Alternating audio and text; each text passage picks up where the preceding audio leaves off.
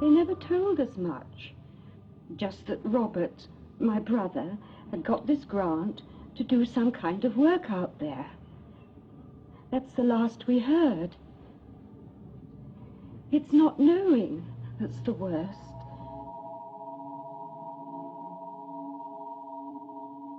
If I were to say I'd noticed anything unusual, it would really only be with hindsight. There was nothing strange about her behavior. She simply disappeared.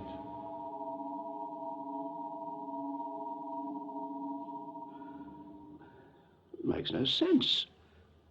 I mean, how can people just vanish off the face of the earth in this day and age? We've a right to know what's going on.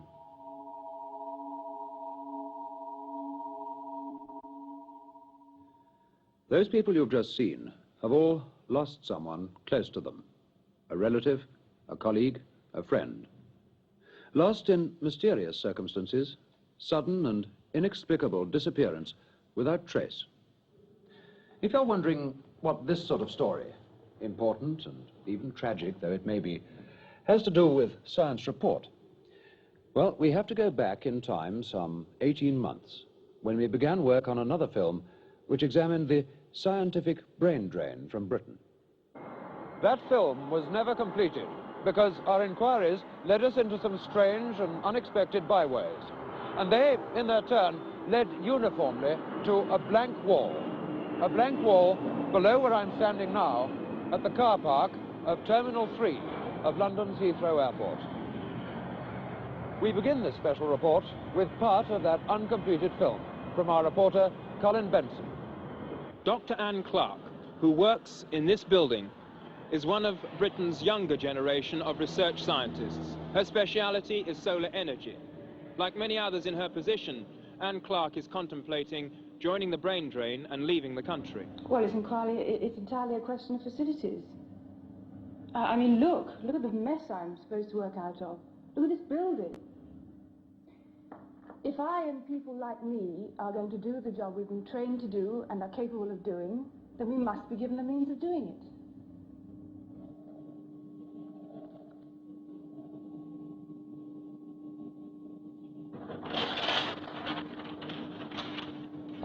It's speaking far better today. Thank you. Shortly after this film was taken, Anne Clark made a decision. It was not, however, a decision she felt able to talk about. Anne, they won't let us into the building. They say they've had orders not to. Yes, I know, I'm sorry. Well, can you tell us exactly what's going on? No, I'm sorry, I can't go on with the film. I'm going away. What exactly is happening? I can't say anything. That is the last piece of film we have of Dr. Anne Clark. What was going on brought Anne Clark here to the car park of number 3 terminal, Heathrow Airport. She told friends she was going to New York.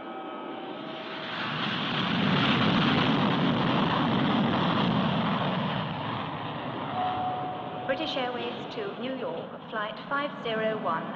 Passengers should go through...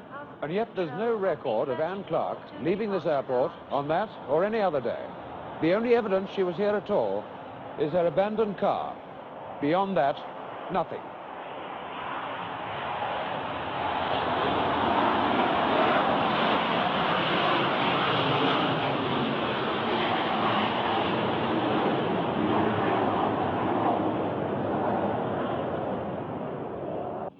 Well, I've done everything I can to try to get some kind of answer, but there's nothing. They just say, we're sorry, but we don't know anything about your brother. Robert Patterson is, or rather was, a senior lecturer in mathematics at St. Andrews University. These photos were taken by his sister when he, with his wife Eileen and 2 children, left this house on the morning of November the 9th, 1975, and set out by car to London's Heathrow Airport. What happened after that, we don't know.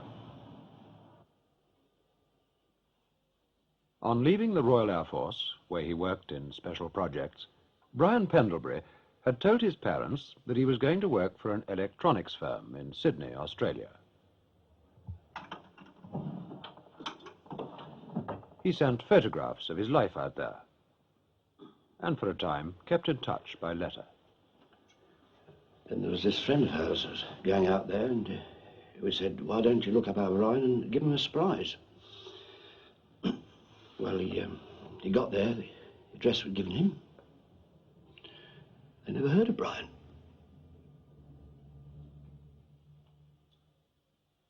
Despite the letters and photographs, which remain unexplained, there's no further evidence about Brian Pendlebury other than the fact that his name appears to have been checked in at London's Heathrow Airport for a flight to Sydney. That, so far as we can discover, is the last anyone ever saw of him. Anne Clark, Robert Patterson, and Brian Pendlebury. Just 3 of the 400 names compiled for our projected science report, Brain Drain from Britain.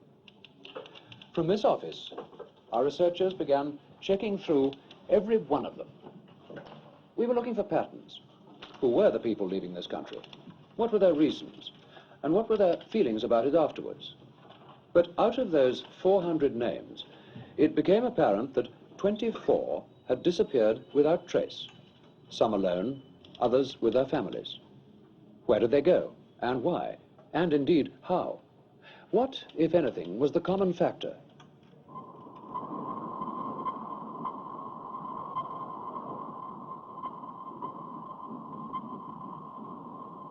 Jodrell Bank Radio Telescope, where, although no one realized it at the time, the second part of our complex story was beginning to unfold. Sir William Ballantyne, distinguished radio astronomer, was setting out on a journey he was never to complete.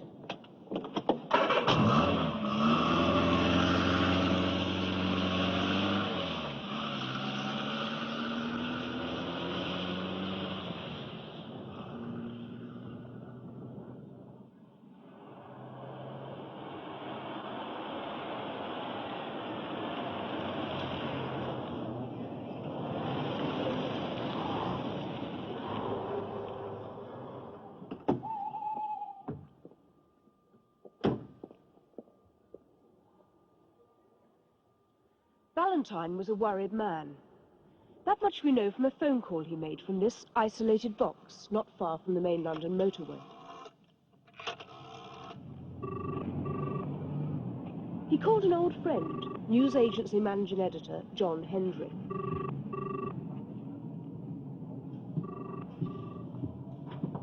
And how did he seem to you?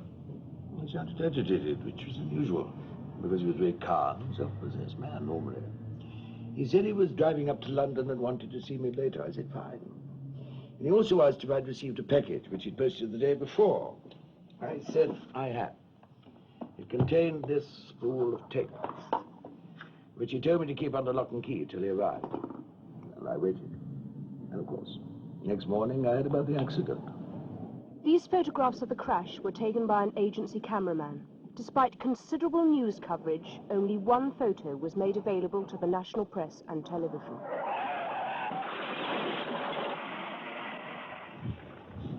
Our own independent experts examined those photographs and the site of the accident itself, where I'm standing now. They drew no firm conclusions, except to say that the cause of the accident remained, to them at least, peculiarly unclear. But what of the videotape, which Ballantyne had been so anxious to get safely to his friend John Hendry?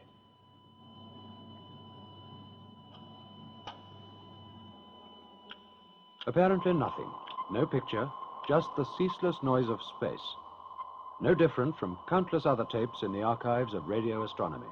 There was, we were assured, no solution here to the mysteriously violent death of Sir William Ballantyne. But what it meant? What was the piece of vital information Sir William Ballantyne had deciphered from this apparently random cacophony? That was something we'd have to wait much longer to find out. In the meantime, however, something happened which, at least at first, seemed to offer us some sort of a clue. An outside telephone call was put through to the science report office.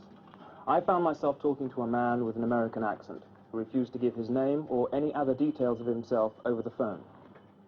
He told me only that he had met Sir William Ballantyne on a visit the British astronomer had made shortly before his death to NASA Space Headquarters in Houston, Texas.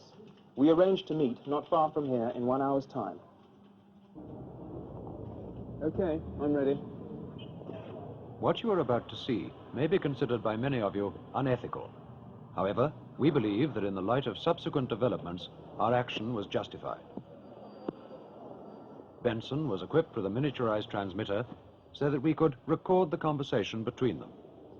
And a hidden camera was positioned near the market where the meeting had been arranged. Colin Benson. Yes, hello. Can we talk here, or would you like to go back to the office? No, we're all right here. Listen, something I have to know. How far are you going to go on this thing? I mean, all the way. That's what I'm here for. Can you help? Oh, I can help. But we do this thing my way, okay? Okay, fine. Let's walk on a little bit, okay? I'm sorry if I seem a little bit nervous. It's mainly because I am. Nervous? Of what? Contracting a fatal case of measles, you know what I mean? Like Ballantyne. You know what happened to him? I know why it happened. And I've got to get it on record before they find out I'm over here. They? Who are they? Listen, let's just stick to me telling you what I have to tell you, okay? Okay, fine. This address tomorrow morning, 10:30. Bring everything you got. Cameras, tape machines, witnesses. That's the kind of protection I need. I'll have everything for you there.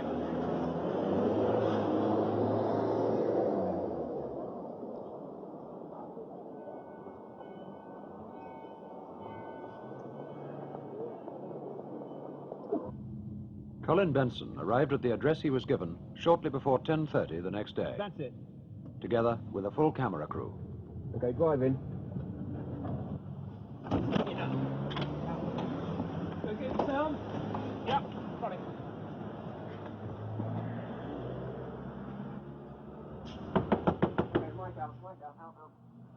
Eventually, the door was opened.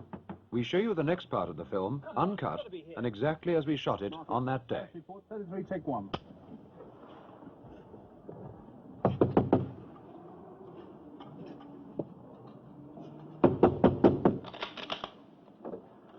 Who is it? Anglia Television. Science report. Who? This is number 88, isn't it? Yeah, 88. We're here with the television crew to see a Mr... Is there an American... You mean Harry? That's it. Can we come in, please?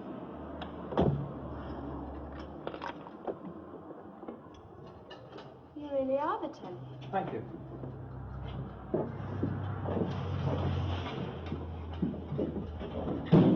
I don't know what this is all about, but you're not going to get much out of Harry right now. Come on, lads.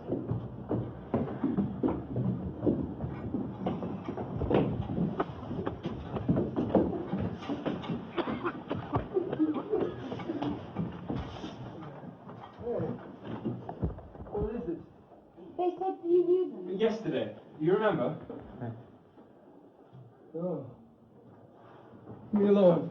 What's the matter with him? That doesn't work for me. You better go. Look, is he on acid or something? Oh, just get out of here, will you? Answer our questions. No, Harry! Don't, idiot! Please! You know what you're doing! All right, going.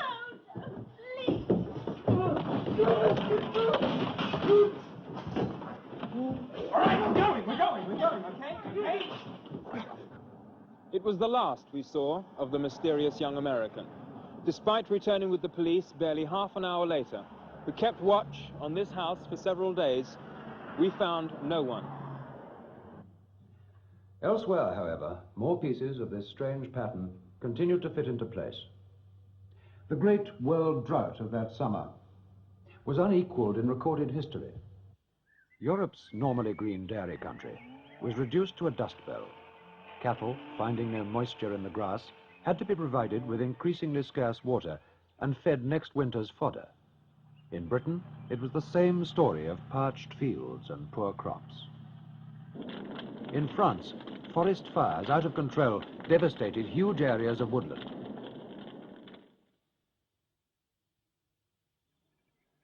Vast reservoirs dried up, and standpipes were brought into the worst hit areas, some of which had barely 20 days' supply of water left. the River Thames was reduced to its lowest level in living memory.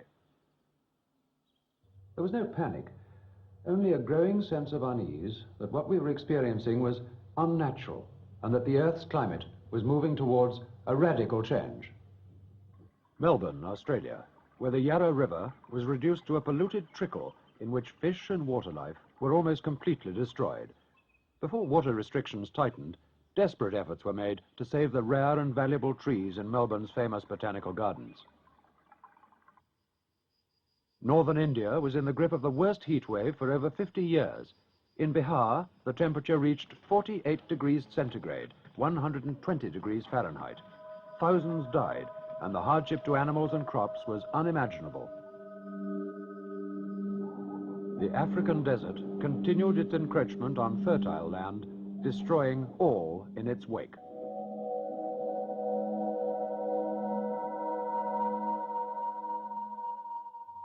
Meanwhile, in China and the Middle East, unparalleled earthquakes killed millions, far more than might have been expected from a nuclear attack.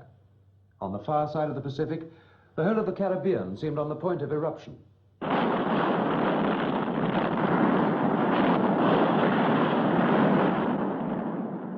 Volcanoes, thought to be extinct for thousands of years, were suddenly erupting into dreadful life.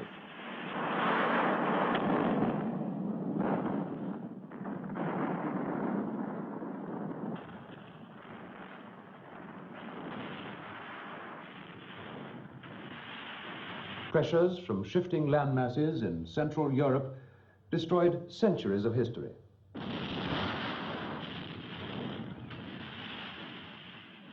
In parts of Italy and Yugoslavia, many ancient towns were reduced to rubble.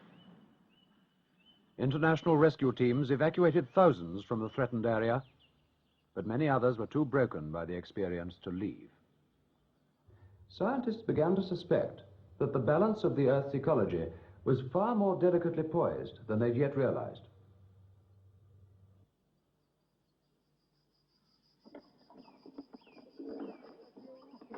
At the height of the drought, we interviewed at Cambridge University someone prepared to offer the beginnings of an answer.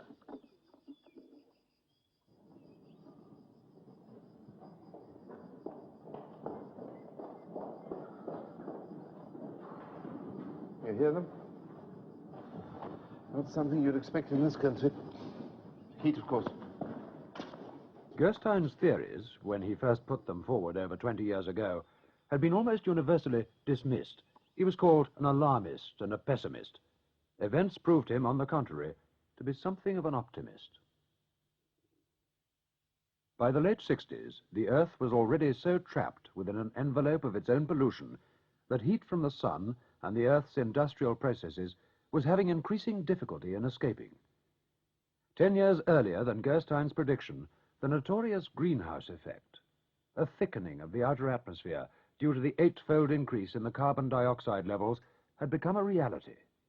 As the atmosphere became more dense, extreme variations of temperature were experienced, from intense heat to equally unprecedented cold. North America suffered the worst winter on record. Rivers froze solid, and even the great Niagara Falls was halted. In many areas, a state of emergency was ordered by the newly elected President Carter. But the most frightening discovery which scientists made was that last year's unmelted snow line is the next step to a future and unavoidable ice age.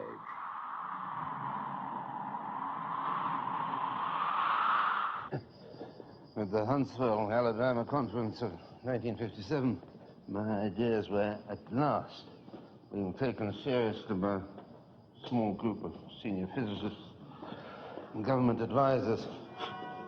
But by then, of course, it was too late. What was this with those people?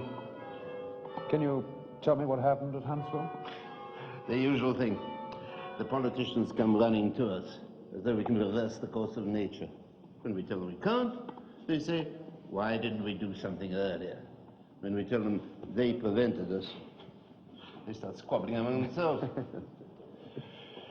Rabble. Was anything achieved by the conference? There was some discussion. It's secret. Can you tell me anything about that? It was all very theoretical. Well, look, I can understand your reluctance. Look, all I'm prepared to say is there were three alternatives for discussion. The first two were crazy. You forget about them. The third alternative, maybe not so crazy. But I don't know whether anything was ever done about it.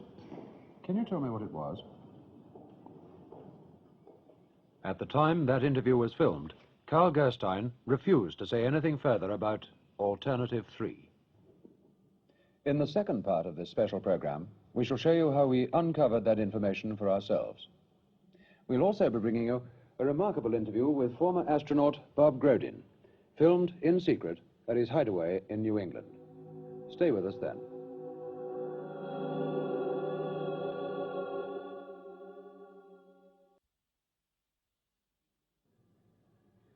This is astronaut Bob Grodin before his first moonwalk. More than one of the men who were part of that first Apollo program found it difficult to readjust to life back on Earth, but no one more so than this man. Here he is, as he is today. 5 years on. There were psychological factors, it seemed, which on the surface could explain away the changes in personality, the instability, the breakdown of former relationships. But what exactly were those psychological factors?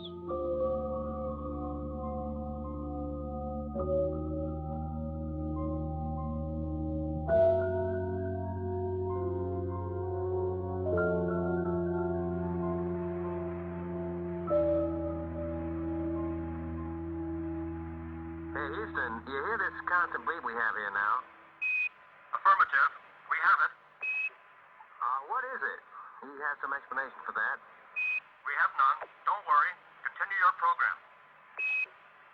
Oh, boy, it's really something super fantastic here. You couldn't ever imagine this. Roger. We know about that.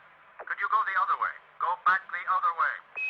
Well, this kind of ridge, pretty spectacular. My God. What is that there? That's all I don't know. What the hell is that? Go tango. Tango. There's kind of light there now. Roger. We got it. We've marked it. Lose communication. Bravo Tango. Bravo Tango. Select Jezebel. Jezebel. Yeah. But this is unbelievable. Recorder off. Bravo Tango. Bravo Tango. Bravo Tango, Jezebel. A form of code, but meaning what? Certainly nothing to the 600 million people listening on Earth below. From Boston, Massachusetts, we arranged for ex-astronaut Bob Grodin to talk to us. The interview was filmed to be edited later. Can you hear me all right? Can you hear me in Boston? Yeah, go ahead. Grodin showed no reluctance to discuss the breakdown he'd suffered after his return from space. But nothing remarkable seemed likely to come from the interview until I asked this question. It's been suggested, among others by some very responsible people, that you, all of you on the Apollo program, saw far more out there than you've been allowed to admit publicly. Would you like to comment on that suggestion? What the hell are you trying to do to me? Can I ask you that? What the hell are you trying to do to me? Well, I was only trying to... You trying to screw me? Is that what you're trying to do? You trying to screw me? Like that dumb bastard Valentine? Is that what you're trying to do? Well, why me? I was up there to do a job, man. That's all I was up there to do. I don't have to answer questions. Oh, hell. What's the matter with this thing now? It's not this end. Somebody's pulled a switch somewhere. That somewhere, so far as we could discover, was neither in London nor in Boston, but in the satellite connecting the two. The incident has never been explained. Nevertheless, that one word, Valentine, was enough to send Colin Benson and a camera operator, with some very innocent-looking home movie equipment, across the Atlantic posing as tourists. This is what they brought back on 8mm film. I would never have found Bob Grodin unless he had been willing that I should. But starting with the few leads I had, I was brought eventually to the remote bungalow where he now lives. You want beer? Mm-hmm. Sure. It's for. I'll wait. Annie! Fanny, can we have a couple of cold beers? Well, what do you want to do? Do you want to do it out here or in there? Doesn't make any difference. I don't think we're going to have a private conversation. We're fine here. Huh? Michael, baby, meet the professor. Hi. Thank you. We are going to reveal all. Well, that's Annie. She's not my daughter, right? You put that on the record. Right? You got it, Bob. She's a great kid. Well, without her, I'm pretty lucky. We talked for an hour before Grodin became willing to discuss our previous and abortive satellite interview. You try that. Cheers, thanks. What exactly can you tell us about Valentine? Well, what I remember of Valentine is he showed up at NASA with some tape that he made. And he got pretty damn excited when they played it back in that jukebox. Jukebox? Or the decoder. I mean, you can pick up the signal if you got the equipment, but you can't unscramble that. Without NASA's equipment? That's right. And some young guy helped him do it. You should have known better than that. Was it this man? Yeah, it could be. Yeah, it looks like him.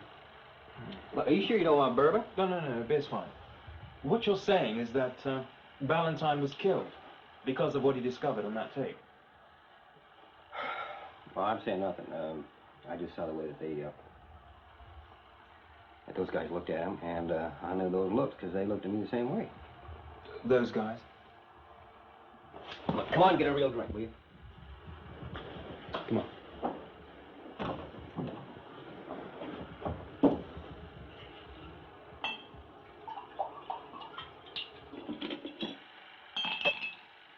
Okay, Bob. What did happen out there? The moon landing? Well, we had kind of a big disappointment. And we didn't get there first. What do you mean?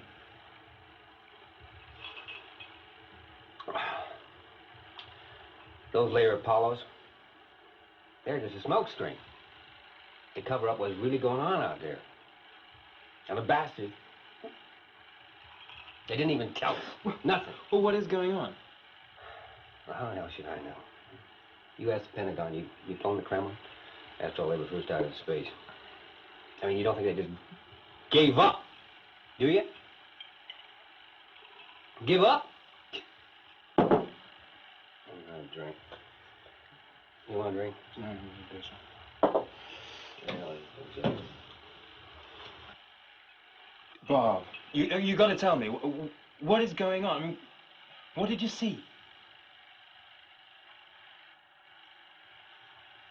Well, we came down the wrong place.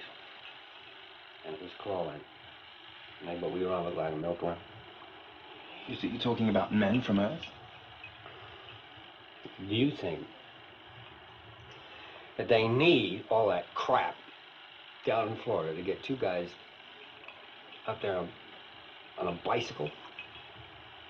The hell they do. You know why we're there? To give them a good PR story for all the hardware they're shooting out into space. I mean, we're nothing. Christ, we're nothing.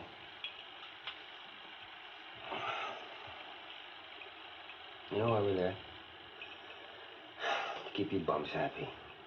Stop you from asking questions about what the hell is really going on out there. Look, that's it. That's it. End of the story. That's the finish. Let's look. Let's look. Ready? Fear, suspicion, unanswered questions, possibly murder. What were we dealing with? Back in London, we did what we could to investigate the claims made by ex-astronaut Bob Grodin. Catherine White reports. The Institute of International Political Studies is a non-government organisation based in London's St James's. It was Grodin's linking of the Pentagon with the Kremlin and the implications behind it that brought me here to talk to Professor G. Gordon Broadbent, author of a major study of US-Soviet diplomacy since the 1950s. The short answer is that I know nothing of US-Soviet relations beyond what has already been made public. We had the celebrated docking in space some time ago. This was presented as an isolated exercise, and as far as I know, was exactly that. Maybe paving the way for more to come.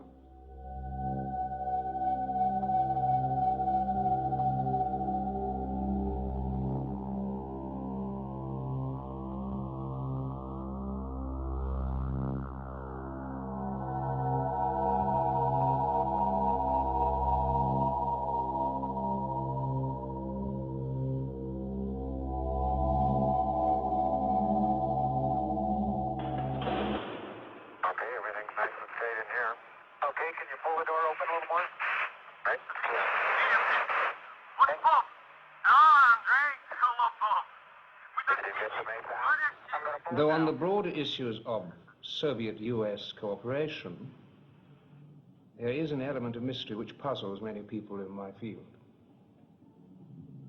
To put it at its simplest, none of us can understand how it is that the peace has been maintained for the past 25 years. You mean the experts are baffled? But also, for once, in agreement. The popular myth that it's been improved for the balance of nuclear power doesn't, frankly, hold up entirely.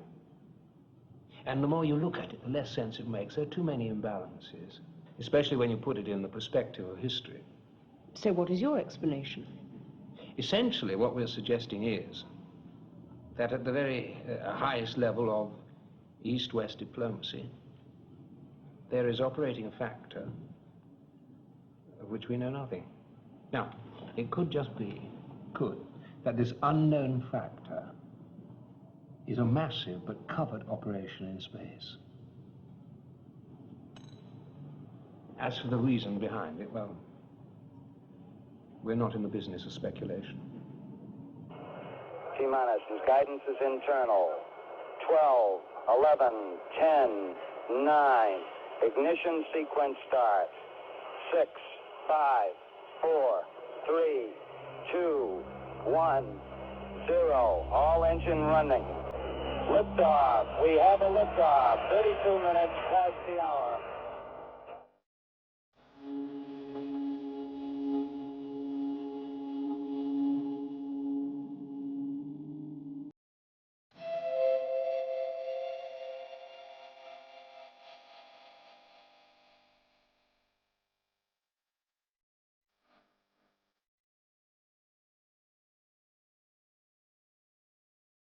This is the colossal power needed to pull clear from the Earth's gravitational field and put, in Grodin's words, 2 men on a bicycle on the surface of the moon.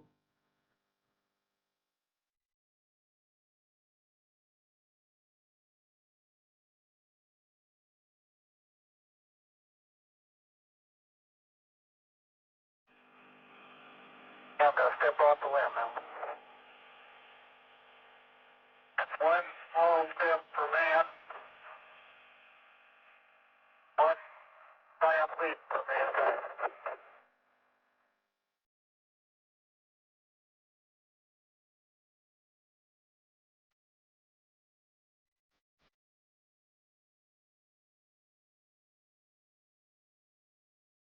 But suppose such immense power did not have to be chiefly consumed in merely getting into space, but could start from space.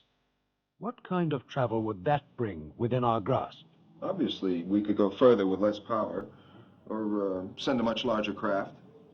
In fact, the only way we're going to see space travel on any scale is by this kind of extraterrestrial launching.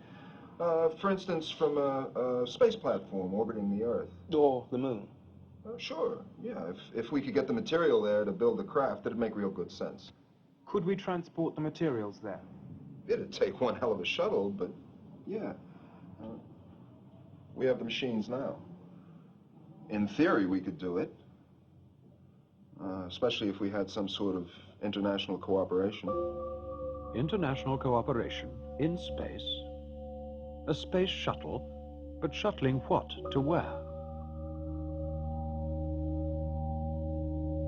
We also hear talk of Russian and American skylabs and the men who live and work in them for several months at a time. But what are they all doing up there in space?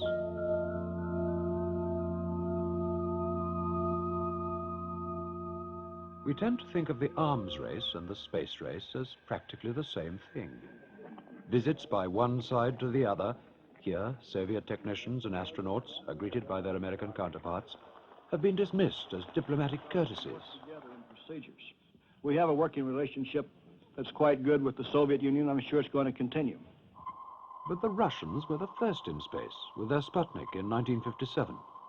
And later the same year, the first with a living creature, Laika, the dog. Then they made, 3 years later, the gigantic step with the first man in space, Yuri Gagarin. And later on, the first woman, Valentina. The drive to make the first man on the moon an American was launched by President Kennedy. The first waves of modern invention and the first wave of nuclear power. And this generation does not intend to founder in the backwash of the coming age of space. We mean to be a part of it. We mean to lead it. By the late 60s, the Russians, it seemed, had simply dropped out and stopped trying.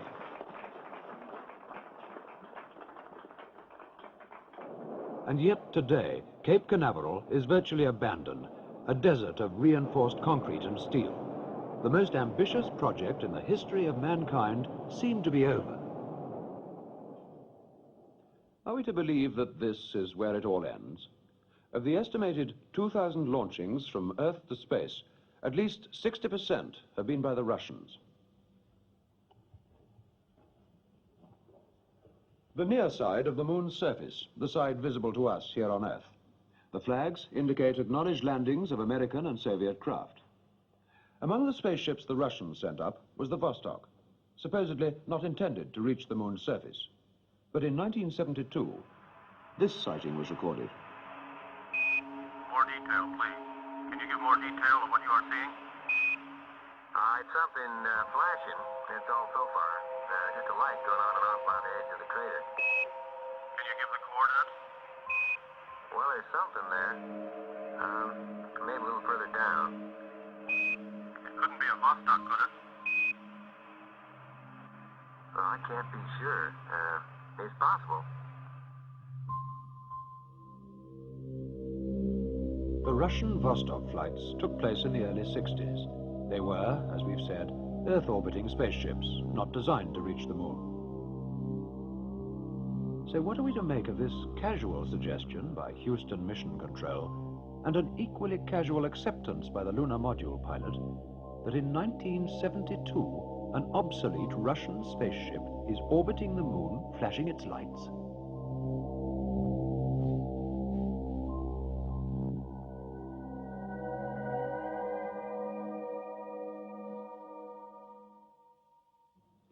The Russians were the first on the moon, with their unmanned rocket which landed here in 1959.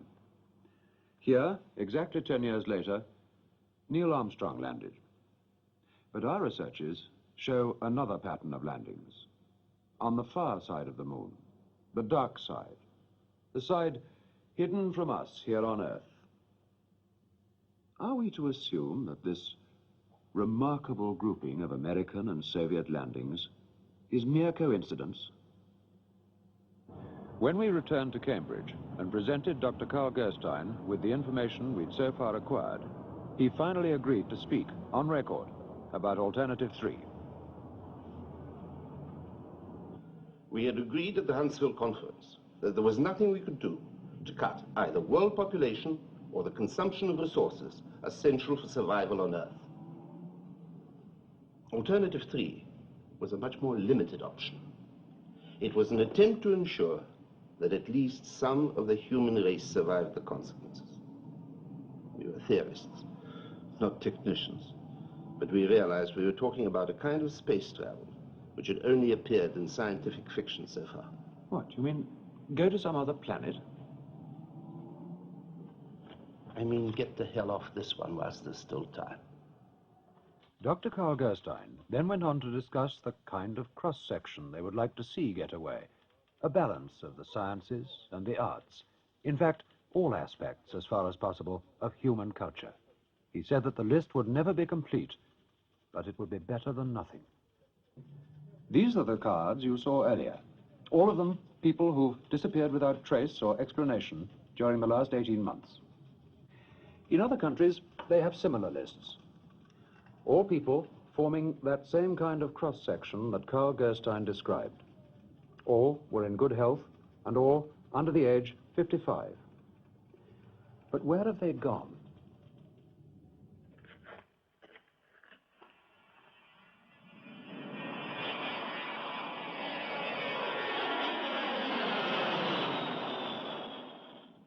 Here is a picture of a supposedly dead planet, the nearest one to Earth.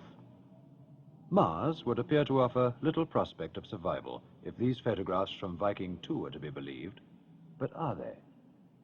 Charles Welborn himself seemed surprised that the Americans, after spending so much money in putting the probe on the surface of Mars, should then equip it with a camera that only focused up to 100 meters, or, as Colin Benson suggested, the average size of a large film studio. What's your answer?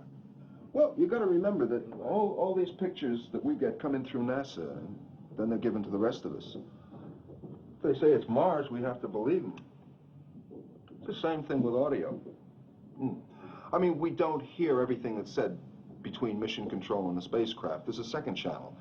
They call it the biological channel. Officially, it's just for reporting on medical details. In effect, it's the one they switch to when they have something to say they don't want the whole world to listen in on. I mean, sure, that could be a studio in Burbank. But I mean, for God's sake. Mariner 4 passed close enough to Mars to send back the best photographs of its surface we'd had so far. But was it all just like this? Mars has always been a source of fascination to mankind and a mystery. In the early days of astronomy, Mars was believed to have artificially constructed canals, which was taken as evidence of intelligent life on the planet. But later, this theory was discredited. In its place, we had a picture of barren, inhospitable planet, inimical to the survival of any form of life. Then, more recently, an interesting idea was put forward. Suppose life had existed on Mars. As the climate and other conditions worsened, any surviving life would have formed into a state of hibernation, awaiting the return of more favorable conditions. It was even suggested that the atmosphere which had sustained life may have become entrapped in the surface soil of the planet. There was an occurrence several years ago which made this theory very persuasive. Mars has always had a covering of cloud, varying in density at different times, until the time of which Dr. Gerstein spoke, when the cloud thickened to a degree never previously observed. This happened and was scientifically recorded in 1961. It was obvious that storms of colossal proportions were taking place on Mars. When the clouds eventually cleared, some remarkable changes were seen. The polar ice caps had substantially decreased in size, and around the equatorial regions, a broad band of darker coloring had appeared. This, it has been suggested, was vegetation. Carl Gerstein's theory was that these storms could have been caused by a nuclear explosion delivered from Earth. The same year, the Russians had a great space disaster. Only the various facts are recorded, the rest was kept secret. A rocket blew up at launching. Numbers of people were killed, large area devastated. What were the Russians trying to launch, and did they succeed? Was the rocket carrying a nuclear device, which would account for the devastation caused, a nuclear device which at a second attempt was delivered to the surface of Mars, causing the dynamic changes recorded in 1961? 48 hours ago, Catherine White was at her desk in the production office. As a matter of course by now, all incoming phone calls were recorded. Hello, science report. Can I speak to Tim Brinton or Colin Benson? I'm afraid they're not here just now. Who is it, please? Can you get a message to them? Yes, I can. Just tell them the girl who was with Harry. Tell them I'm back at the house and to get here fast. And bring cameras. I'm not talking except on record, okay? What happened to Harry? I don't know. They promised me that if I throw you off the track... Listen, Harry wanted you to have this. I've no idea what it is. Please, you've got to get me somewhere to hide. Don't worry, we'll do that. I've no idea what it... I don't know what it does. It's a printed circuit. He said that you had to fit it to, an IC something 40. Yeah. And you get a jukebox. Does that mean anything? We've heard of it. And he said that you've got to, play back Valentine's tape. That's all. We connected up the printed circuit and played once again the videotape that Sir William Ballantyne, before his death, had sent to his friend, John Hendry. This time, we obtained an acceptable picture, which you are now about to see as we saw it.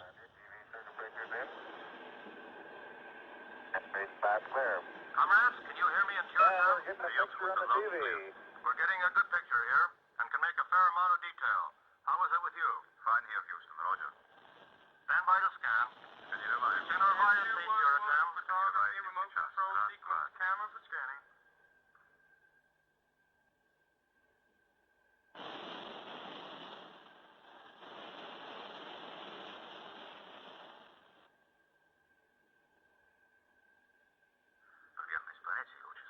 Okay, and mode 1 scanning. Stand by, move on. Standing by. Roger, standing by. Hey, isn't that an old riverbed? Can you verify that, Puritan? Roger, Houston, we saw that. Stand by for readings, Houston. Standing by, Puritan. Temperature 4 degrees Celsius. Температура 4 градуса Цельсия. Wind speed 21 kilometers per hour from southwest. Скорость ветра 21 км в час. Atmosphere pressure 707.7 millibars. Атмосфера давления 777 millibars. It's good. It's good, Puritan. On the nose. Здесь работает. Stand by for landing, Puritan. Standing by. Мы делаем, мы достигли. Hallelujah. We did it.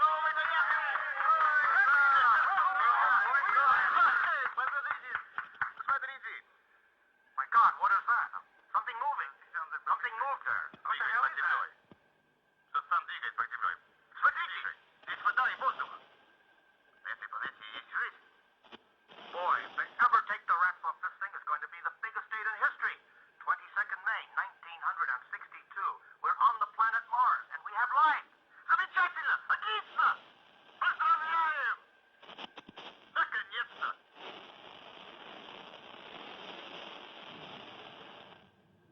We believe that to be an authentic record of the first and secret landing on Mars by an unmanned space probe from Earth.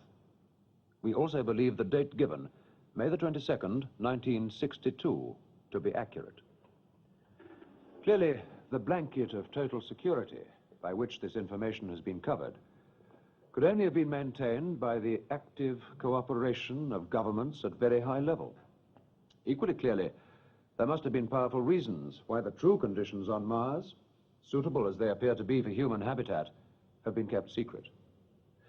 Indeed, the effort which has gone into persuading the rest of the world that the opposite is true argues that some operation of supreme importance has been going on beneath the security cover.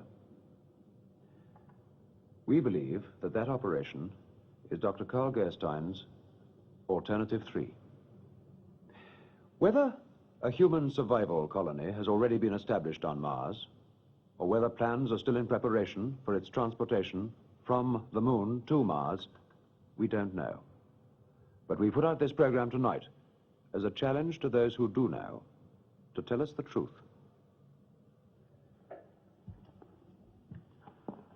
We regret if the implications of what you've seen are less than optimistic for the future of life on this planet. It has been our task, however, to present the facts as we understand them and to await the response. Good night.